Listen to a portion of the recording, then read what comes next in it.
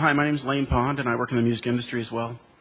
I've worked in it in various forms for 19 years, so I've seen a lot. I've seen a lot come and go. I've seen friends lose jobs. Best man at my wedding lost his job shortly after my wedding, and he has to this day has still said, "It's the best job I ever had, and it's the best job I ever lost." And it's not because it was an easy job. He worked his butt off, and he was good at it.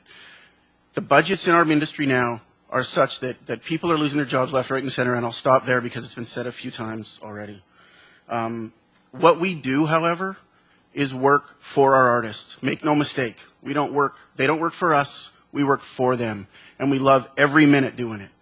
And anybody who thinks otherwise is sadly mistaken. I'd like to talk about one artist, an acquaintance of mine. Everybody in this room, if I said his name, would know his name. He's had international artists record his songs. He's had international artists work with him. He's had other international artists and critical acclaim from around the world. And he can't afford to buy a house. He can't afford to buy a house because he's a singer-songwriter. He's not a big touring artist. He's not a big merchandise artist. People aren't buying his T-shirts. It's not how he makes his money. He makes his money, some of it's touring, most of it is through music sales. And he can't afford it. And every one of you would know his name if I said it, but I'm not going there. I'd like to talk about some of the stuff we talked about with choice. The other thing missing in the peer-to-peer discussion today, in my opinion, is people feel that they have the right to share. And I feel file sharing is the wrong term. What you're talking about is massive distribution.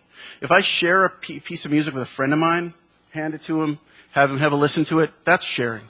If I put it on my PC and have it shared for the world for massive distribution, it's not sharing. You're distributing rights. You're distributing content that you do not have the right to distribute. The label, the artist, does.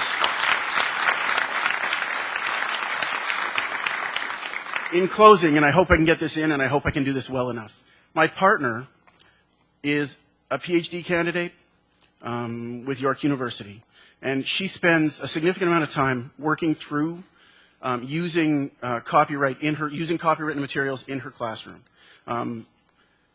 I don't perceive to understand all the ins and outs, but I know it's very difficult for her. So in closing, with some of the other academic people who've been in this discussion, we need fair copyright. As much as the copyrights do need to be protected, that we do need it to be fair and equitable so people can use it for research and the other things that have been mentioned earlier. So please, thank you.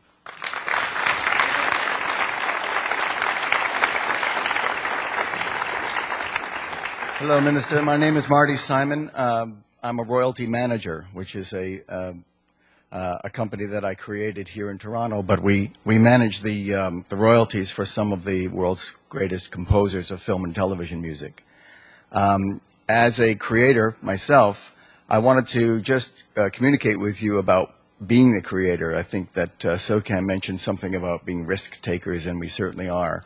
On the top of the iceberg, let's say, you can see Bon Jovi and Celine Dion and all of the huge success that we read about every week, but underneath that iceberg, underneath it is many, many, many thousands, tens of thousands of creators that are trying their best at doing something.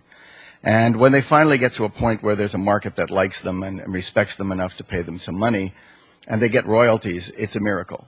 And they're raising families on these miracles, and they also respect it, because I remember my first check and many other people that I've spoken to that got their very first royalty check. What do? They turned around and they bought an $80 guitar or a $250 little tape machine so they could make more songs. They are constantly, by nature, in reinvesting in their own careers. And this royalty system that is in place is a miracle for them. And where did it come from? As we look at this dialogue, we can see how complicated it can become. But really, if you look back, in the 1920s, we were faced with something equally horrible. And it was when the artist was really controlling the music and the money with his feet. He walked into a room like this and he played his guitar, people paid money. That was the 1920s. All of a sudden, electricity was born, a microphone happened, amplifiers, all of a sudden, 1,000 more people came in. And it was transmitted live to London. And then all over London, 1 million people could hear his music. And he said, wait a minute, am I getting paid for those 1 million people? And they say, no, you've got the 200 people here in the room, and that's who's buying the ticket. Well, from those challenges came the common sense of licensing and of getting the broadcasters who were making those radio broadcasts pay some money back to the person who created that music. So I think that we also have an opportunity to put some common sense at work. I love the dialogue about balance, because I do think we need a balance in this dialogue. But the solutions are there, and we really hope that you're taking as much as you can from this dialogue. And I thank you. Every time you write a note down, I get really excited that you're inputting this stuff. Thank you. Thank you. All right. Thank you. To the web. Well, a comment from Todd from Toronto. As author Cory Doctorow said, bits will never get harder to copy. Canada must embrace change, embrace copying, sharing, remixing, and creating, while exploring new avenues for ensuring artists have the opportunity to earn a living. Continued attempts to restrict copying will only make children and grandmothers criminals.